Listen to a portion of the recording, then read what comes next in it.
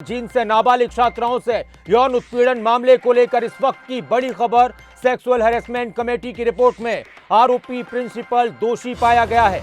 Committee की report की शुरुआती जांच में वो प्रिंसिपल जिस पर 142 नाबालिग छात्राओं के साथ छेड़छाड़ करने, उनका यौन उत्पीड़न करने का आरोप लगा है, वो प्रिंसिपल दोषी पाया गया है। एसडीएम, जिला शिक्षा अधिकारी और जिला मौलिक शिक्षा अधिकारी इस कमेटी के सदस्य थे। जींद के डीसी मोहम्मद इमरान रजा ने इसकी पुष्टि की है। स्कूल के प्रिंसिपल के खिलाफ 142 नाबालिग छात्राओं ने बयान दर्ज करवाए थे। छात्राओं ने प्रिंसिपल पर गंभीर आरोप लगाए। कमेटी ने की थी 390 लड़कियों की काउंसलिंग। सेक्सुअल हैरेसमेंट कमेटी की जांच में बड़ा खुलासा हुआ है। कई विभागों की तरफ से इस मामले की जांच की जा रही है। जांच को उच्च अधिकारियों के पास भेज दिया गया है।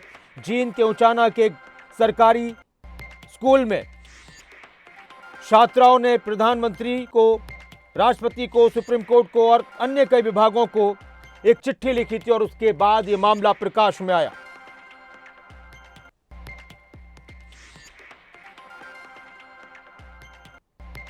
तो एक बड़ा मामला और इस मामले को लेकर लगातार प्रतिक्रियाएं सामने आ रही हैं। हरियाणा के मुख्यमंत्री मनोहर लाल ने भी बयान दिया है। जींद में नाबालिग छात्राओं से यौन उत्पीड़न मामले पर हरियाणा के मुख्यमंत्री मनोहर लाल और हरियाणा के शिक्षा मंत्री कंवरपाल गुर्जर का बड़ा बयान। चंडीगढ़ में हरियाणा के मुख्यमंत्री मनोहर लाल ने कहा कि सारी जानकारी बच्चियों से ली गई है, ऐसी किसी घटना को बर्दाश्त नहीं करेंगे। तो वहीं हरियाणा के शिक्षा मंत्री कंवरपाल गुर्जर ने कहा कि आरोप सच साबित हुए तो प्रिंसिपल को टर्मिनेट किया जाएगा।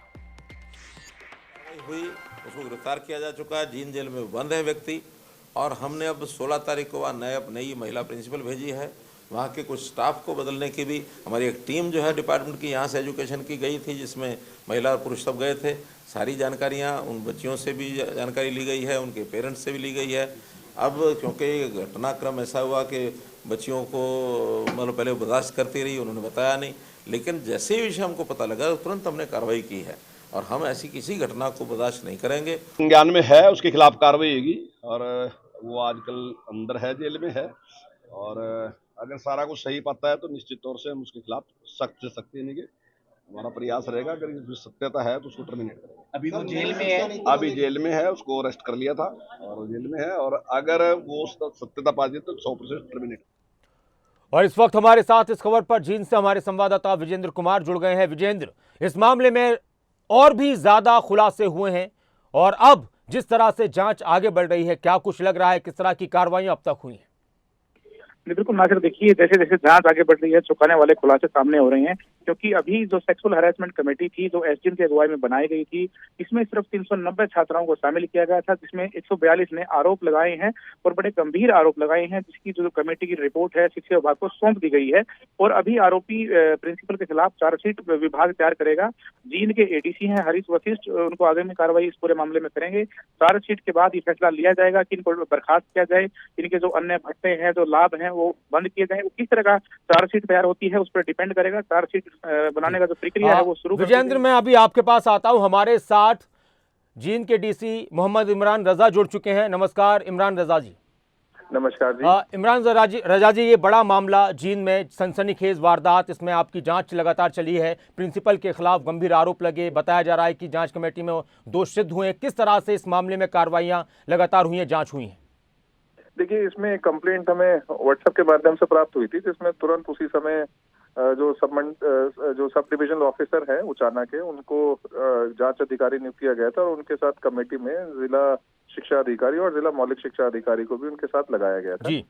इस कमेटी ने अपनी जांच पूरी की है। 9वीं क्लास से लेकर 12वीं क्लास तक की कई बच्चों के बयान लिए गए। लगभग 390 स्टेटमेंट्स हमारे सामने आए हैं, जिसमें से 142 स्टेटमेंट्स ऐसे हैं जिसमें प्रत्यक्ष या फिर अप्रत्यक्ष रूप से जो संबंधित जो अक्यूज्ड है उसके खिलाफ दोष साबित होता है।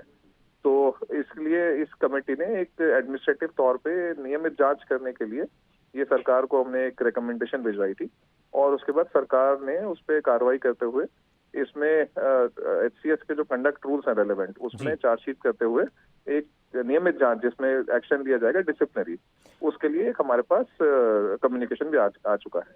अच्छा इमरान जी, एक और बात मैं आपसे पूछना चाहता हूं कि ये सारी बच्चियां नाबालिग हैं और ये कब से ये घटनाएं इन बच्चियों के साथ हो रही थी, वारदात हो रही थी? देखिए, अभी इस बारे में पूरे तरीके से कहना तो मेरे लिए भी इसमें ठीक अच्छा। नहीं होगा, क्योंकि हमारी जो कार्रवाई अभी हुई है वो जब हमारी कंप्लेंट 27 तारीख को रिसीव हुई थी, उसके बाद ही हमने कार्रवाई करी है। और जो अभी स्कूल में जो बच्चियां पढ़ रही हैं उन्हीं से ये जानकारी सारी ली गई है। अच्छा, तो आरोपी पीछे इसकी प्रिंसिपल हिस्ट्री में से जाना भी मेरे लिए थोड़ा जी, मुश्किल होगा। जी जी, आरोपी प्रिंसिपल से भी आप लोगों की पूछताछ हुई होगी, तो उसकी तरफ से किस तरह का रवैया रहा? नहीं, देखिए, आरोपित प्रिंसिपल जो है, क्योंकि एक पुलिस की ओर से भी कार्रवाई हुई थी, पोक्सो की विभिन्न धाराओं के तहत आरोप लगे थे, और अभी एज ऑफ नाउ आरोपित प्रिंसिपल जो है उनको अरेस्ट कर लिया गया था, और अभी जहां तक मेरी जानकारी है वो जेल में ही है।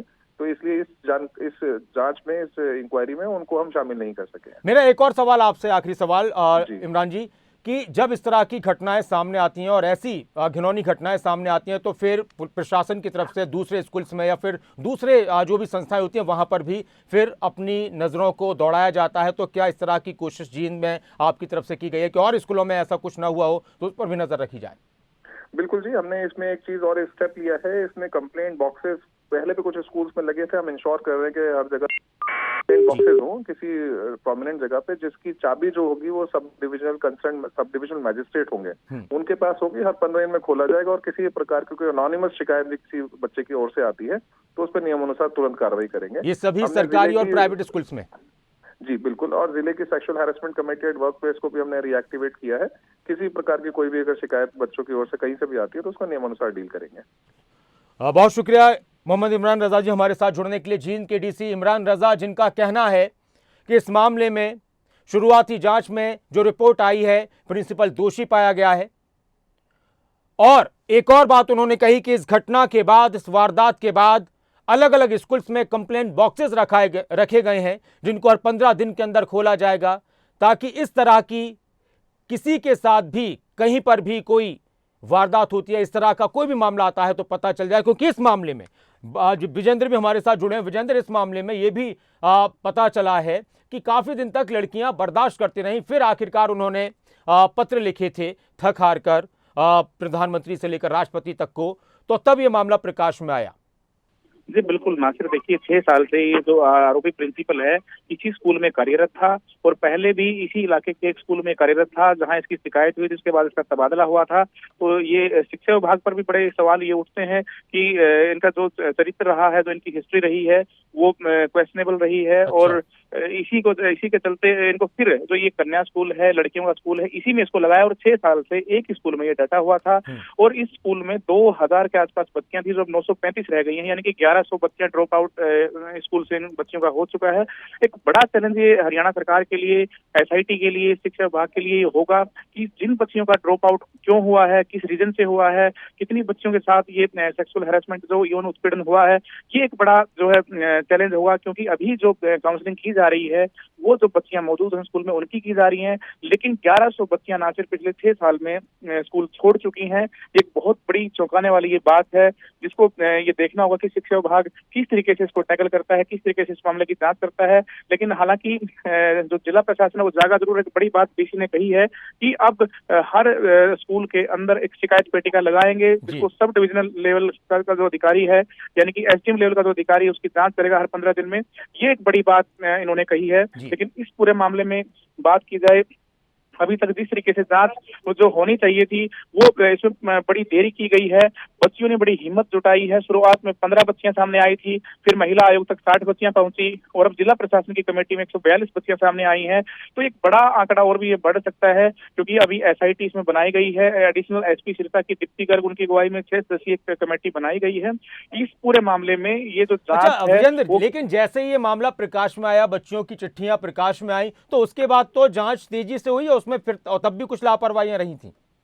बहुत बड़ी लापरवाही इसमें सामने आई है। नासिर, देखिए ये लेटर जो है 31 अगस्त 2023 को लिखा गया था। अच्छा। देश के तमाम अन्य डिग्निटरीज को लिखा गया था, और ये 13 सितंबर को महिला आयोग के पास पहुंचा, हरियाणा पंचकुला।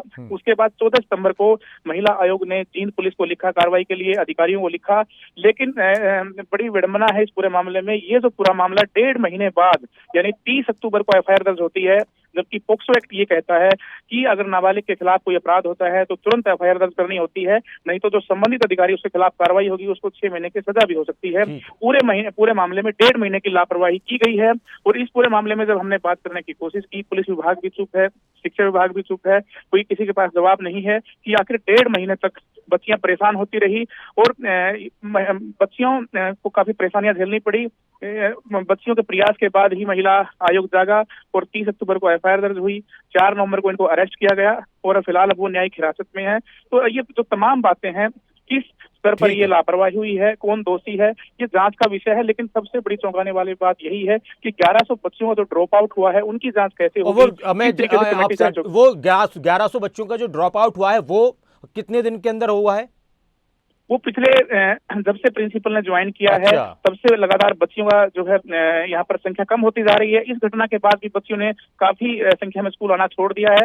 हालांकि जो प्रिंसिपल है, मेरी बात हुई थी, उनका ये कहना है कि 70-80% बच्चियां जो है स्कूल में आने लगी हैं। कुछ जो बच्चियां उनकी काउंसलिंग की जा रही है, मनाया जा रहा है पेरेंट्स को, अभिभावकों को, क्योंकि एक बड़ा डर, एक खौफ जो है बैठ गया बच्चों के दिल में। जो सिचुएशन है, जो स्थिति है स्कूल के अंदर, अभी तक वो सामान्य नहीं हो पाई है। काफी बच्चियां अभी भी स्कूल छोड़ रही हैं और बड़ी संख्या में पहले स्कूल छोड़ चुकी हैं। 6 साल से ये एक स्कूल में पोस्टेड था। अपने प्रिंसिपल का जो ऑफिस, उसमें काले शीशे का दरवाजा लगाया हुआ था और काले शीशे की आड़ में ये बच्चियों का जो है यौन उत्पीड़न करता था और उन बच्चियों को खासकर टारगेट करता था जिन बच्चियों के पास मोबाइल है या छोटा मोटा आपस में कोई बच्चों का आपस में झगड़ा होता है, तो खास तौर पर ये उनको टारगेट और करता था। इसमें इसका साथ देने के लिए एक महिला टीचर भी हुआ करती थी। जी बिल्कुल, एक महिला टीचर का नाम सामने आया है। हालांकि उसकी जो है जांच चल रही है और लगभग ये माना जा रहा है कि उनकी गिरफ्तारी भी तय है, क्योंकि वो उनको जो है सॉफ्ट टारगेट है, वो बताती थी कि कौन बच्ची कैसी है, किस बच्ची का व्यवहार कैसा है। और इसके अलावा बाकी जो स्टाफ हैं उनकी भी इंक्वायरी की जा रही है, क्योंकि इतने बड़े, देखिए एक में एक और बड़ी बहुत बड़ी खामी सामने आई है। जब ये जांच इनके खिलाफ चल रही थी, प्रिंसिपल के खिलाफ, ये 25 अक्टूबर को 64 बच्चियों को अमृतसर घुमाने लेके गए थे टूर पे। 3 दिन बच्चियों को रखा वहां पे अमृतसर के अंदर और इनके खिलाफ जांच चल रही थी। बिना विभाग की परमिशन के ये 3 दिन अमृतसर बच्चियों को लेके गए। उनको ये कब का वाकया अमृतसर घुमाने वाला? ये देखिए, इनके खिलाफ 30 अक्टूबर को एफआईआर दर्ज होती है और ये 25 अक्टूबर को, यानी कि ठीक 5 दिन पहले बच्चियों को 3 दिन के टूर पे लेके गए थे। और विभाग के अधिकारियों से खुद हमने डीसी से बात की तो उनका ये कहना है कि इनके पास ये बिना किसी परमिशन के इन बच्चियों को घुमाने के लिए लेके गए थे। 3 दिन के लिए वहां पर गए थे और ये माना जा रहा है, बच्चियों ने बताया है कि उनको वहां पर प्रभावित करने की कोशिश की, उनको डराने की कोशिश की, उनको समझाने की कोशिश करी, क्योंकि ये लेटर सितंबर में आ चुका था और इसको पता था इनके खिलाफ इंक्वायरी चल रही है, जांच चल रही है और इंटरनल आंतरिक जो जांच वो चल रही थी इनके खिलाफ, और इसीलिए कि बिना परमिशन के बच्चियों को वहां पर घुमाने लेके गया था 3 दिन का टूर। और ये वो बच्चियां थी इनमें जिन्होंने शिकायत की थी? जी बिल्कुल। 64 बच्चियां वहां पर गई थी, नाबालिग बच्चियां थी। अमृतसर 3 दिन रुके, इनके साथ अन्य स्टाफ भी गया था और बिना किसी अनुमति के ये अमृतसर के टूर पे गए थे। ये बहुत बड़ा एक कह सकते प्रश्न चिन्ह है शिक्षा विभाग पर भी। ये बिल्कुल बहुत बड़ी घटना सामने जीन से आई है और आरोपी, दोषी टीचर, प्रिंसिपल अभी पुलिस की गिरफ्त में है और न जाने और कौन कौन से खुलासे होंगे। शुक्रिया विजेंद्र इस पूरी जानकारी के लिए, बातचीत के लिए। और हरियाणा के मुख्यमंत्री मनोहर लाल, हरियाणा के शिक्षा मंत्री कंवरपाल गुर्जर ने भी इस मामले पर बयान दिया है और कहा है कि ऐसी घटनाएं बर्दाश्त नहीं की जाएंगी, ऐसी वारदातें बर्दाश्त नहीं की जाएंगी। कार्रवाई हुई, उसको गिरफ्तार किया जा चुका है, जींद जेल में बंद है व्यक्ति। और हमने अब 16 तारीख को नई महिला प्रिंसिपल भेजी है। वहाँ के कुछ स्टाफ को बदलने की भी हमारी एक टीम जो है डिपार्टमेंट की यहाँ से एजुकेशन की गई थी, जिसमें महिला और पुरुष सब गए थे। सारी जानकारियाँ उन बच्चियों से भी जानकारी ली गई है, उनके पेरेंट्स से भी ली गई है। अब क्योंकि घटनाक्रम ऐसा हुआ कि बच्चियों को मतलब पहले बर्दाश्त करती रही, उन्होंने बताया नहीं, लेकिन जैसे ही विषय हमको पता लगा तुरंत हमने कार्रवाई की है और हम ऐसी किसी घटना को बर्दाश्त नहीं करेंगे। संज्ञान में है, उसके खिलाफ कार्रवाई होगी और वो आजकल अंदर है, जेल में है। और अगर सारा कुछ सही पाता है तो निश्चित तौर से हम उसके खिलाफ सख्त से सख्ती लेंगे। हमारा प्रयास रहेगा, अगर सत्यता है तो उसको टर्मिनेट करेंगे। अभी वो जेल में है? अभी जेल में है, उसको अरेस्ट कर लिया था और जेल में है। और अगर वो सत्यता पा जाए तो 100% टर्मिनेट करेंगे।